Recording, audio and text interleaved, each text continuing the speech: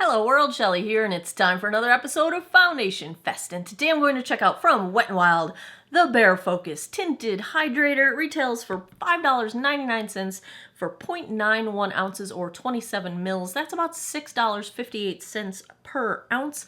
This comes in 7 different shades. I've got the second lightest shade, Fair.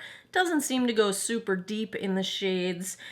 Here is what they claim. This oil-free tinted hydrator with hyaluronic acid and vegan squalane is a one-way ticket to quenched perfection. Wet n Wild's Bare Focus Tinted Hydrator Tinted Skin Veil features buildable sheer to medium coverage with a semi-matte finish for a naturally flawless and nourished glow. Multi-stepper, yada yada yada yada yada, tap blend, yada yada yada.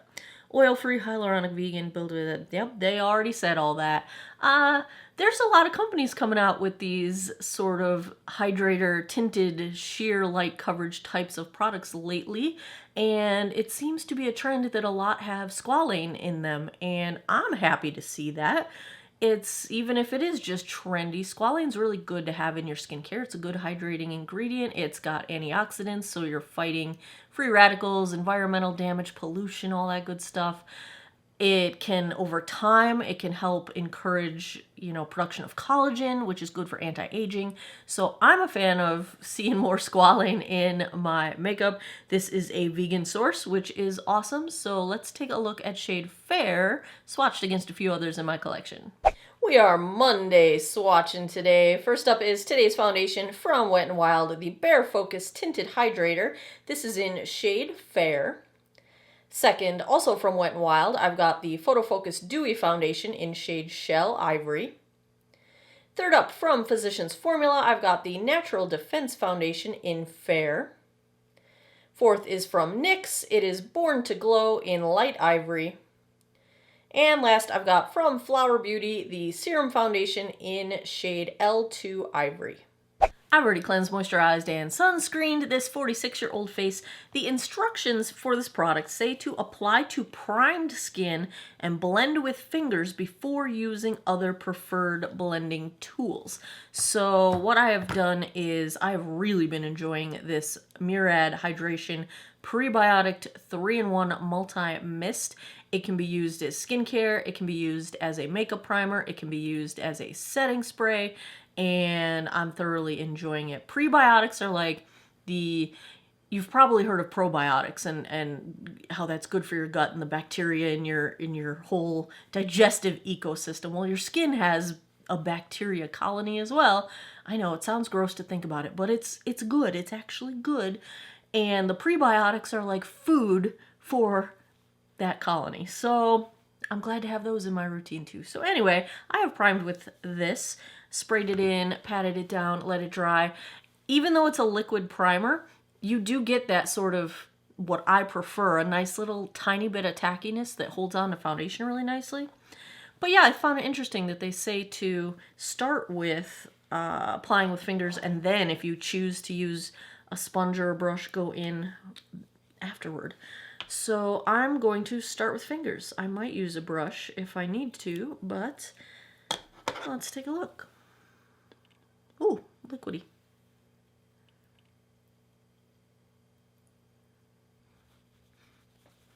I'm not noticing any kind of scent whatsoever with this product, and this blends out really nicely. I really like the texture of this. You feel like you're just putting on a cream, and initially I'm like, holy cow, this is going to be way too much product, and how is this ever going to spread out and look nuts? But it smooths itself into this just really nice veil of a little bit of coverage. Not too glossy, nothing looking too shiny. It's smoothed out like silk. Like, I'm really shocked. That just didn't go how I expected it to. And I think even at just one quick pass, this looks really nice. Now, they say it's a semi-matte finish, and mine has not dried down to that yet, but we just applied it. And I have a ton of product left, so what I had put out was not that much, but a little does seem to go a long way. I'm going to try blending a little with fingers and then seeing if I can build up a little bit with a brush, because they said it got to medium coverage. I'm going to be shocked if that's true, but let's just play. So I'm going to tap it out a bit. Maybe it's kind of like the way the MAC face and body is supposed to have like some magical transformation when you start it with fingertips. I personally don't find that transformation happening on me with MAC face and body. I prefer to use a brush with it, but I mean, I don't feel the texture changing or anything, but it smooths out beautifully. Like, I can't figure out what it's doing. Is it sinking into my skin? Is it... I don't know. All of a sudden, there's a ton of product, and then it's... Whoof, it's just a beautiful little silky coverage. It does build up a little bit. Can we make the sunspot go away? You know the one I'm talking about. It's almost gone, you guys. Maybe they're not messing around. Now I want all the coverage. Let's do this. This is such an interesting feeling. The closest thing I can think of to relate it to is the MAC face and body. That's what I feel like this feels like on the skin.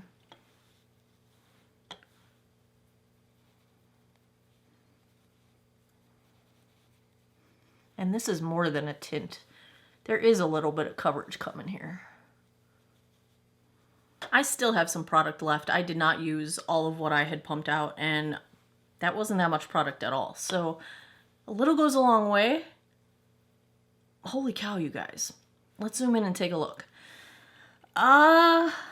It's beautiful. It's not clinging to any of the dry skin on my nose.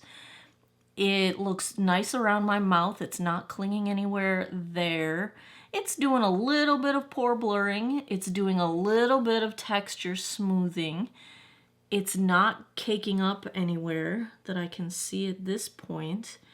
It is not settling into any lines. And I'd say you can probably get this to a light medium coverage. What? This isn't what I was expecting out of this. I was expecting more of that Glossier type no coverage thing. This is pretty.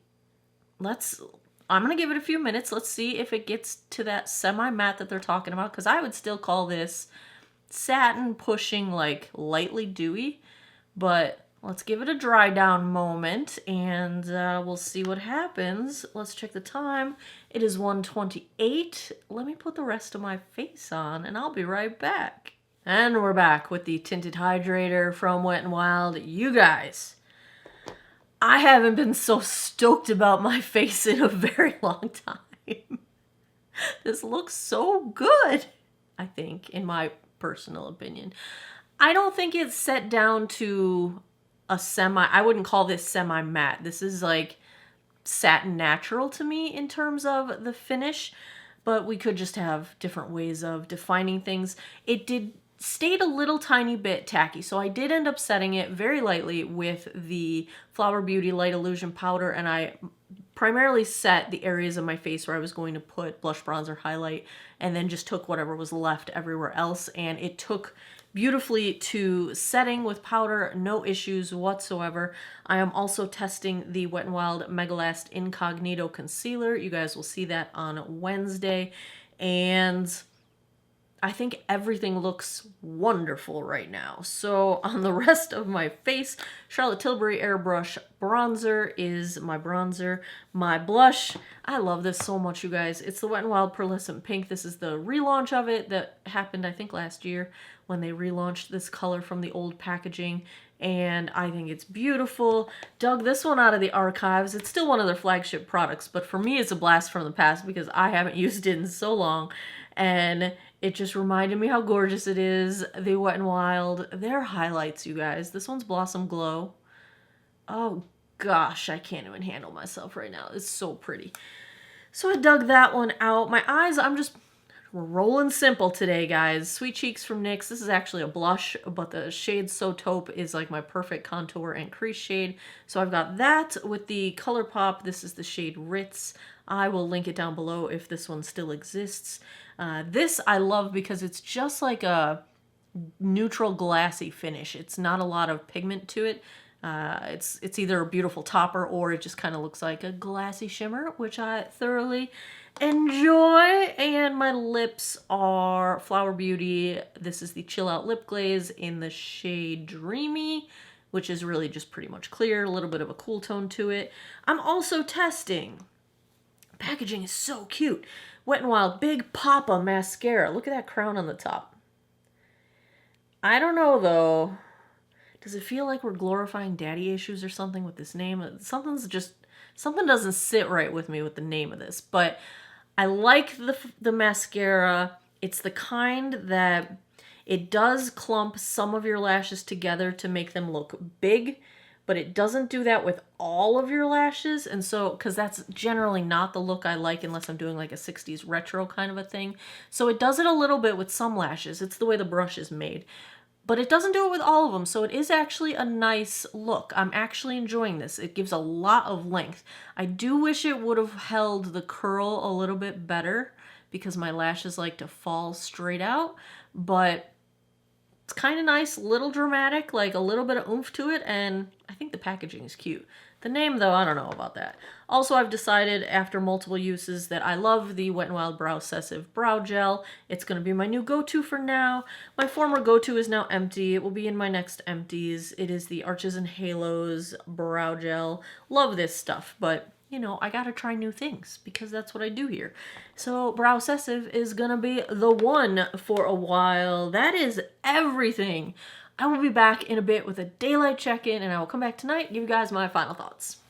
Well, it is only 3:30 in the afternoon, but it has gotten rainy, and it's getting dark out. So here is what we got going on for color match. I think everything is doing fine. Here's the up close. I have not gotten a look in the mirror at this one yet.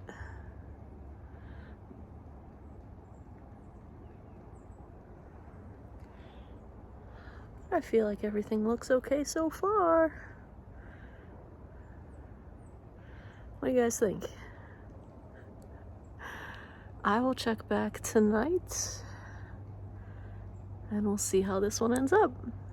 12:46 a.m. That puts us a little bit past the 11-hour mark. Let's take a look at how the Wet n Wild Tinted Hydrator held up. When you start with something that you're really, really excited about, you get really, really nervous that within a couple hours it's going to all blow up in your face, because sometimes that just happens. Some things look gorgeous for a couple of hours and then that's it. Not the case this time. I'm pretty excited, you guys. I've been on a Zoom call doing, well, not really a Zoom call, a Zoom D&D, Dungeons and Dragons game for the past 4 hours. This looked remarkably good on Zoom, and I didn't even sit down to Zoom until, you know, after I'd been wearing it for 8 hours. No touch-ups at all. Super comfortable. Totally fine for dry skin. My skin actually feels really, really good. So I would say this is actively hydrating. I am probably more hydrated than I was when we started. I don't think it became super dewy. I don't feel like I'm greasy. I don't feel like anything is oily. I see a little reflect on my forehead. Might as well, since everything's been leaving oil marks. Nope, let me look in the 10X. Nope, I do not see my fingerprints. I don't feel anything. Nothing is oily. Nothing is... Let's zoom in and look at this one. I'm so stoked, you guys.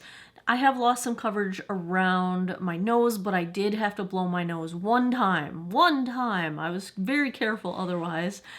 It is, you know, I would say that this 11-hour mark is about the end of the road for this one, because it is starting to gather up just a little bit around my nose, and it has broken apart along my smile lines, which makes them a little bit more visible. I've lost a little bit of coverage on my chin, but Blush, bronzer, highlight, all still intact. Nothing is caking up. In between my eyebrows looks fine. My forehead looks fine.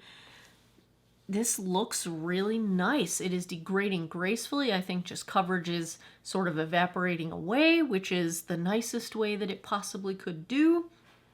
For a tinted hydrator, which is essentially like a tinted moisturizer, something light coverage like this, to last a solid 11-hour wear time, like, you guys,